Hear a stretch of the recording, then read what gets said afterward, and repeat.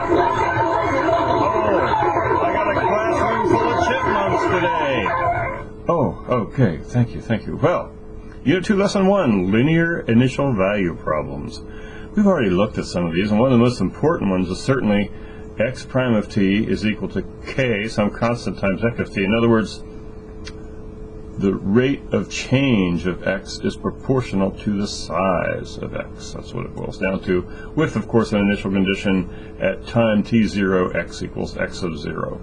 Or perhaps you've seen it like this, dx dt equals k times x, with x of t0 equal to x of 0. So we've already done that as a separable, or we could have solved this one also, just subtracted k times x from both sides. It could have been a first order linear differential equation that we would solve with an integrating factor. Actually, even first order linear homogeneous differential equation. So the solution we did for homework should be x of t equals some constant c times e to the kt. And so there's no need to repeat that now since we've already done that. So that should be okay. So now a complicated version of the same idea is Newton's law of cooling.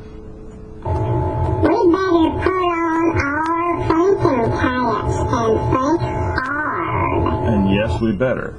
Okay, so let's see how this goes. The rate of change of the temperature with respect to time is a constant times the difference between the temperature, what the temperature is, and the temperature of the medium in which is surrounding our object.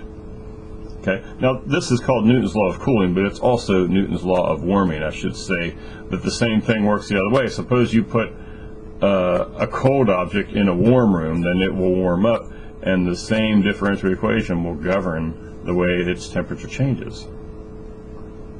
So, okay, I guess you could tell from this picture, rate of change of temperature is proportional to the difference between the temperature of the object and the surrounding medium. Easily separable, and it's easily solved, and the solution is temperature at time t equals c times e to the kt plus the temperature of the medium, and you could probably figure that out yourself. It's a d capital T over t minus tm equals k dt. Integrate both sides and add your tm, and that shouldn't give you too much difficulty. Actually integrate both sides, then make both sides exponents for e so we can get rid of the ln. And so here's one example of that. No, I'll put it in the next video.